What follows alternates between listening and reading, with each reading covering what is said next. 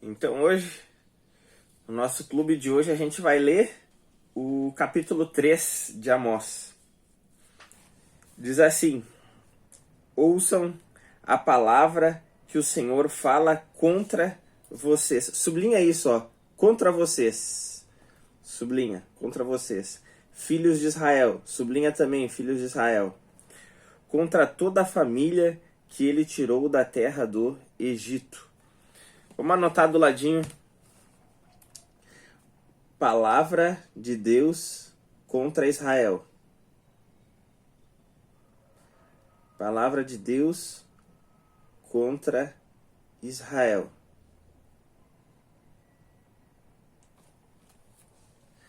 Versículo 2. Versículo 2 diz assim: de todas as famílias da terra, somente a vocês eu escolhi. Pode sublinhar tudo isso. De todas as famílias da terra, somente a vocês eu escolhi. Portanto, eu os punirei por todas as suas iniquidades. Será que dois andarão juntos se não estiverem de acordo? Dá para sublinhar todo esse versículo aí, o 3. Será que dois andarão juntos se não estiverem de acordo? E vamos escrever do lado. Vamos escrever do lado no 2 e no 3. Deus escolheu Israel. Deus escolheu Israel. Deus escolheu Israel. Mas não estão em harmonia. Mas não estão em harmonia. Mas não estão em harmonia.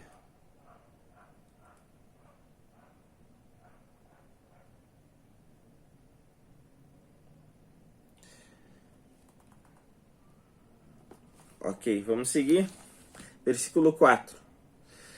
Será que o leão vai rugir na floresta sem que tenha encontrado a presa? Será que o leãozinho fará ouvir a sua voz no covil se não tiver apanhado nada? Será que a ave cairá na armadilha se o laço não estiver armado? Será que o laço se levanta do chão sem que tenha apanhado alguma coisa? Será possível tocar a trombeta na cidade sem que o povo comece a tremer? Será que sobrevirá algum mal à cidade sem que o Senhor o tenha feito? Vamos anotar do lado aí, ó. Do 4 até o 6. Do 4 até o 6. Perguntas cuja resposta é não. Perguntas cuja resposta é não.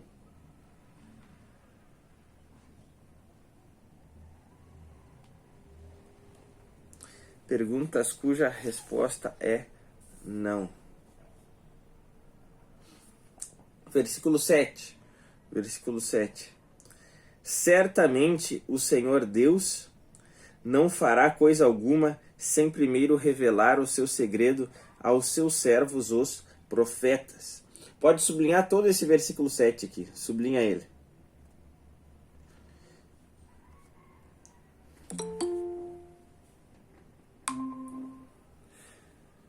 Versículo 8. Amós capítulo 3, versículo 8. Diz assim: o leão rugiu, quem não ficará com medo? O Senhor Deus falou, quem não profetizará? Do 7 até 8, vamos anotar. Do 7 até 8, anota do lado. Deus avisa. Deus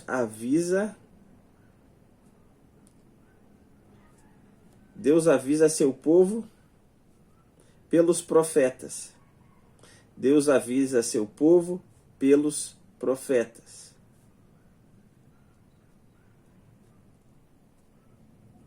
Deus avisa seu povo pelos profetas.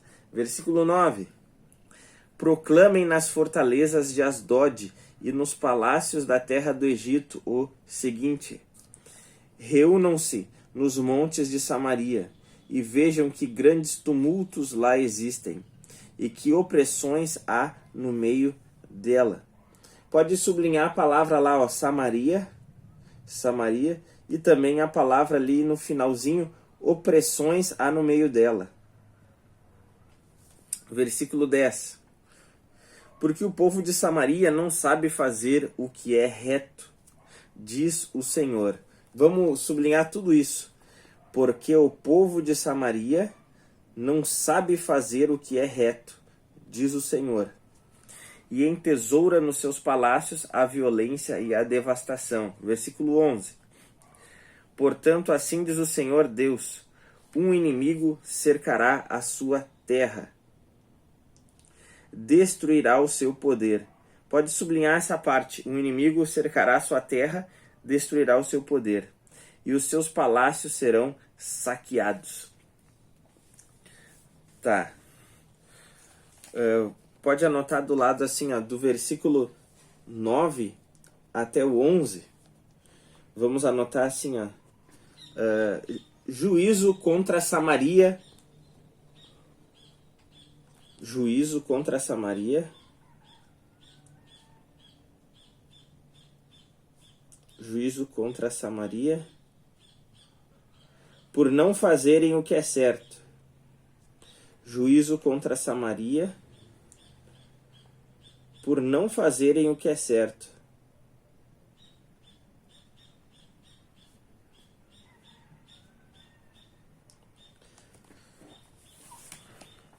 Versículo 12. Assim diz o Senhor, como o pastor livra da boca do leão as duas pernas, ou um pedacinho da orelha de um animal, assim serão salvos os filhos de Israel, que vivem em Samaria, com apenas o canto da cama e parte do leito. Vamos sublinhar a parte que diz ali, ó, como o pastor livra da boca do leão as duas pernas ou um pedacinho da orelha. Aí embaixo diz assim, ó, assim serão salvos os filhos de Israel. Vamos sublinhar tudo isso.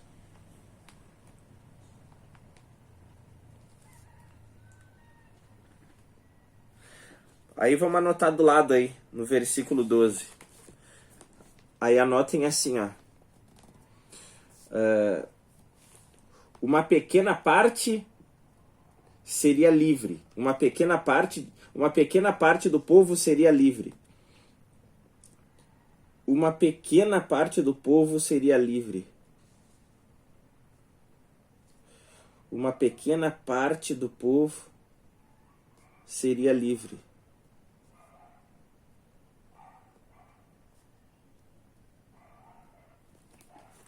Uma pequena parte do povo seria livre. Versículo 13. Ouçam e deem testemunho contra a casa de Jacó, diz o Senhor Deus, o Deus dos exércitos. Anota isso, testemunho contra a casa de Jacó. Anota não, sublinha, testemunho contra a casa de Jacó. Ou deem testemunho contra a casa de Jacó. Sublinha tudo isso. Deem testemunho contra a casa de Jacó. Diz o Senhor Deus, o Deus dos exércitos, no dia em que eu punir Israel por causa das suas transgressões, visitarei também os altares de Betel, e as pontas do altar serão cortadas e cairão por terra. Derrubarei a casa de inverno com a casa de verão.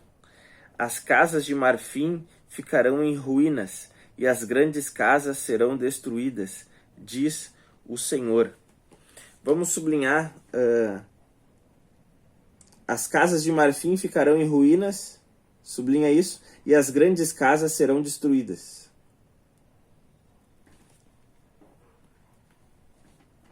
E no versículo 14 ali, ó, sublinha no dia em que eu punir Israel. No dia em que eu punir Israel por causa das suas transgressões. Sublinha isso, no 14. Tá. Aí do versículo 13 até o 15, vamos anotar do lado. Deus anuncia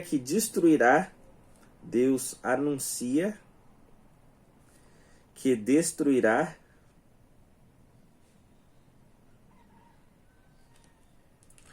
destruirá as casas de Israel. As casas de Israel.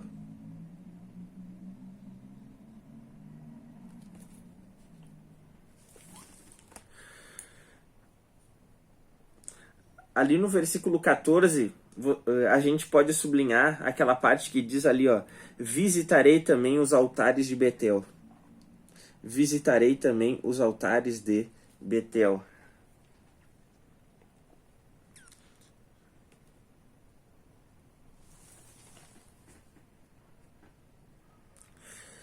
A gente anotou lá, ó, aqui nessa última parte do 13 ao 15. Deus anuncia que destruirá as casas de Israel.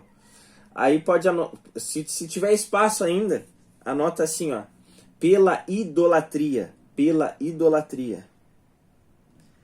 Pela idolatria.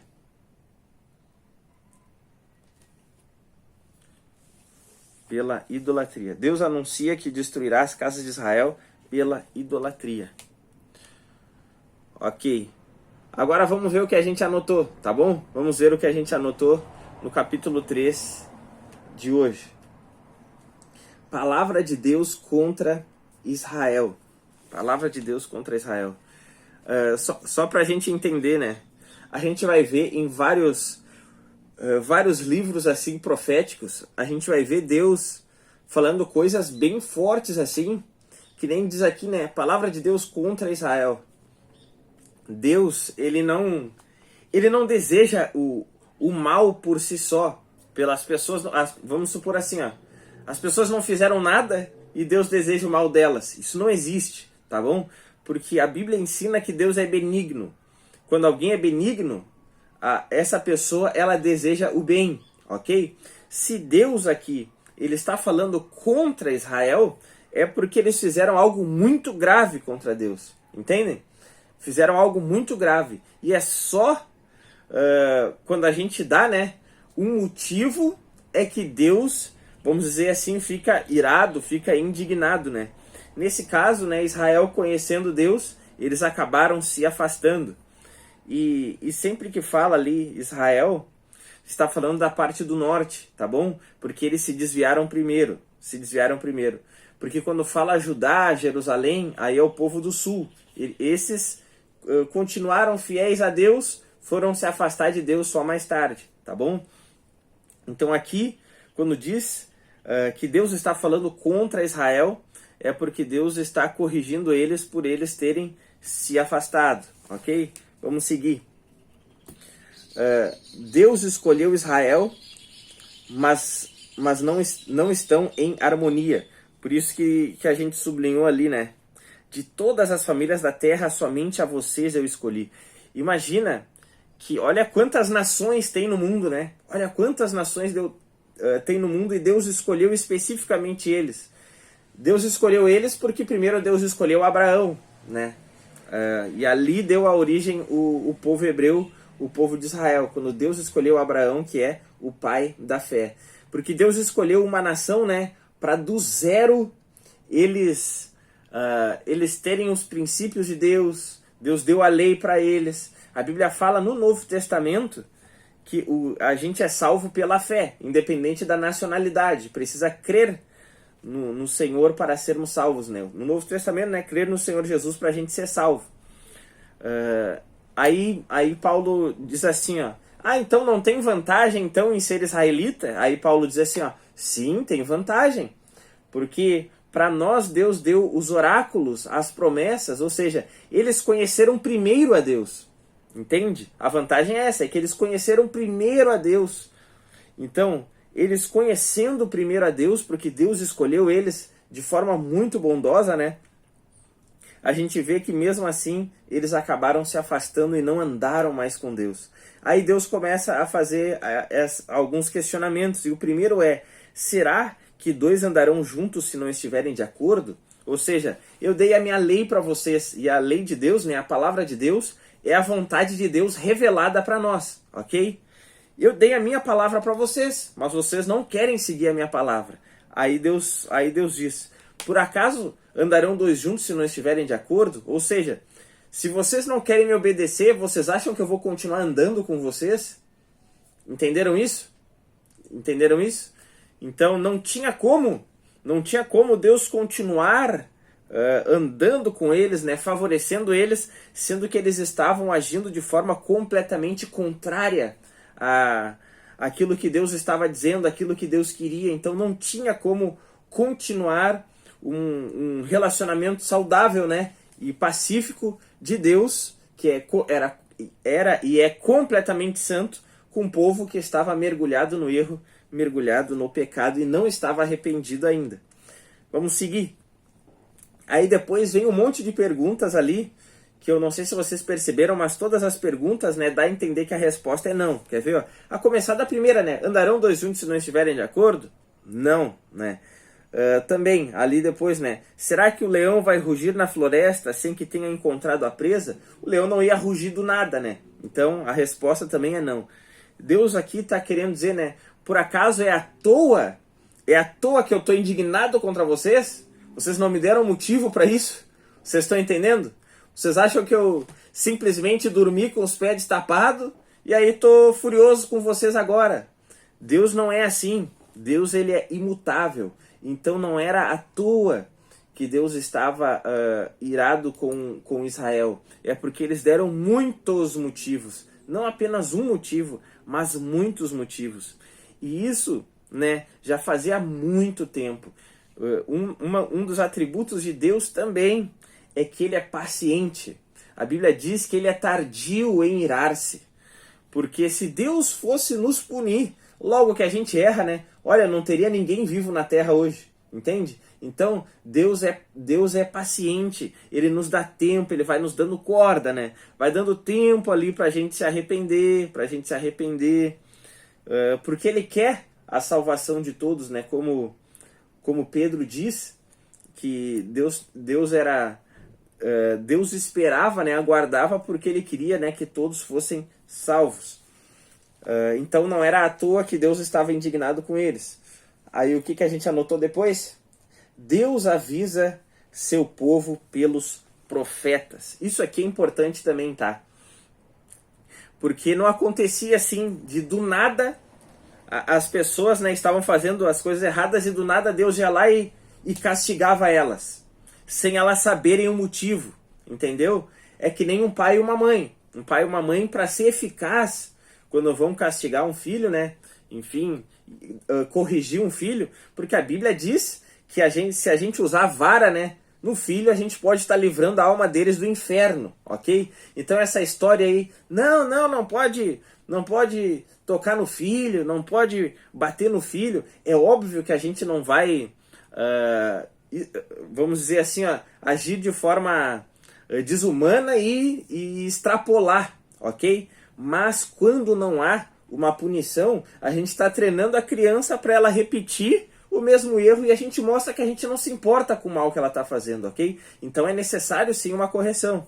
Por isso que diz, o pai e a mãe vão usar a vara e ainda e dessa maneira vão livrar a alma do filho do inferno.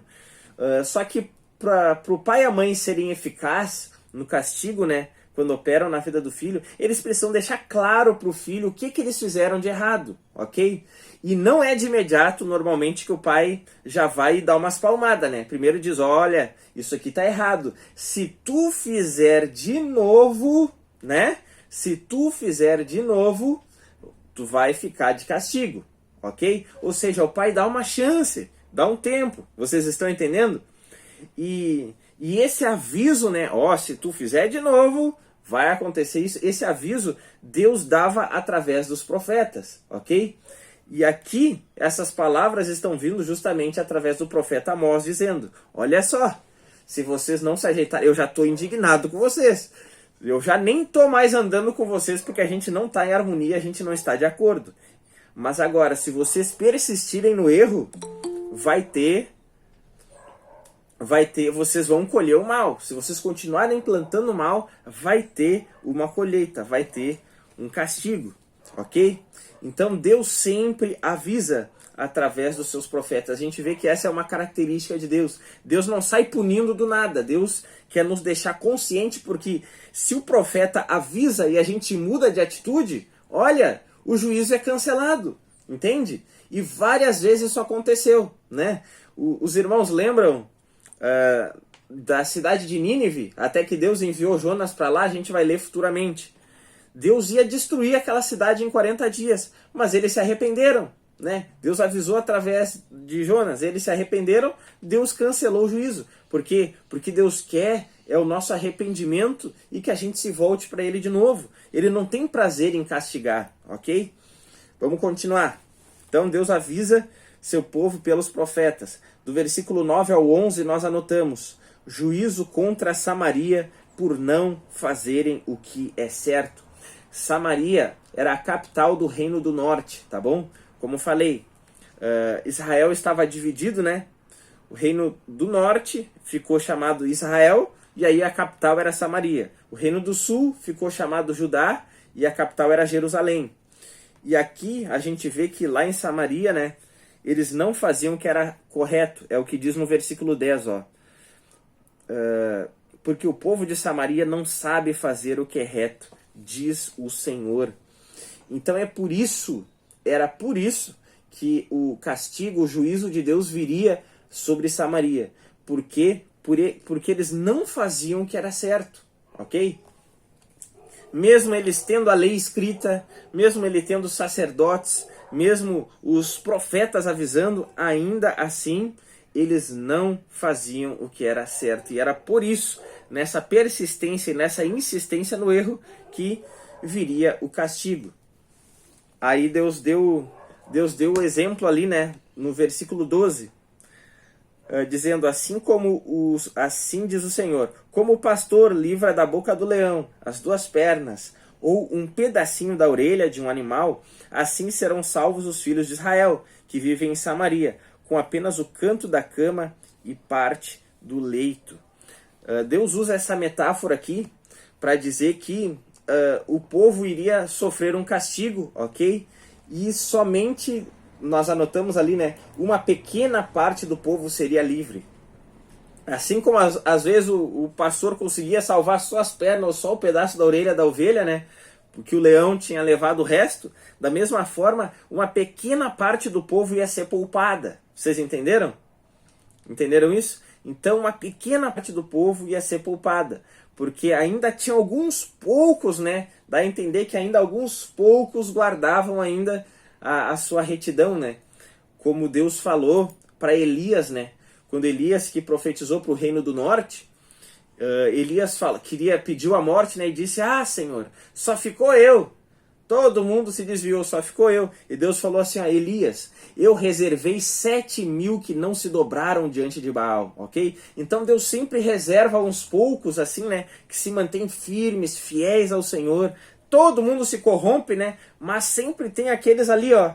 Aqueles poucos que se mantêm firmes ainda e fiéis ao Senhor. E é isso que Deus está dizendo, ó. Uma pequena parte do povo, né, que se manteve fiel, esses vão ser poupados. Mas agora, o restante, né, que se afastou, esses vão sofrer a pena.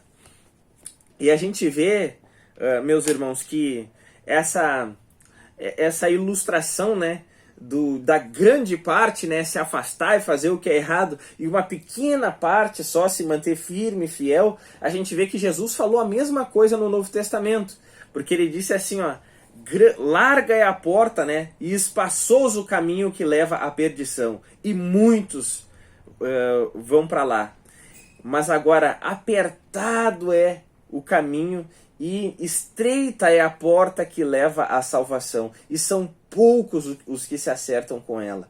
O que dá a entender nessa fala de Jesus que, infelizmente, a maioria, né, vai ser condenada no final e uma minoria será salva, né? Isso é muito triste, irmãos. Isso é muito triste.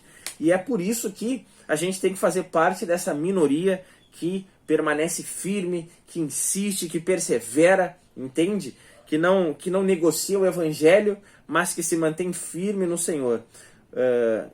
Lá no livro que Salomão escreveu, o último, Eclesiastes, ele diz assim, ó, em um momento, que por não ter uma punição imediata, depois que as pessoas fazem o mal, é por isso que elas acabam mergulhando mais ainda no mal. Elas repetem o erro que fazem, né?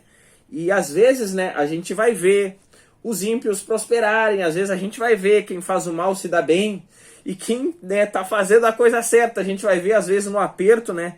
Mas não julguem apenas com os olhos somente nesse tempo aqui, ok? Porque um dia Deus vai passar régua e Ele vai ser completamente justo. E a gente vai ver que valeu a pena a gente ser fiel ao Senhor, ok? Então nunca se iludam, não julguem apenas pelo momento, ok? Porque às vezes aquele que está se dando bem no momento, dali a um tempo, já era. Como a Bíblia diz, que o justo ele tem perpétuo fundamento, mas o ímpio é que nem a relva. Passou o vento, já era. Ele nem está mais ali, ok? Então, não se baseiem só pelo momento, mas saibam que vai valer a pena a gente ser fiel ao Senhor. Então, só uma pequena parte do povo continuou fiel a Deus. Vamos seguir ali, nós anotamos no versículo 13 até o 15, a gente anotou: Deus anuncia que destruirá as casas de Israel pela idolatria. Porque diz ali, né, que no versículo 14, visitarei também os altares de Betel. Quando Deus ele ordena que o seu povo fizesse um templo, só havia um altar, ok? Porque só tinha que ter um templo, que era onde as pessoas iam lá para cultuar o Senhor. Só que quando houve aquela ruptura do Reino do Norte e do Reino do Sul, o templo ficava lá em Jerusalém, ok? Aí o Reino do Norte pensou assim, ó, para a gente não ficar sem adorar, vamos construir um templo. E eles construíram templos e fizeram altares, só que Deus não mandou fazer isso. Deus queria que eles continuassem adorando lá no outro lugar, mas eles não quiseram saber. E ali começou a idolatria, ok? E Deus se desagradou disso.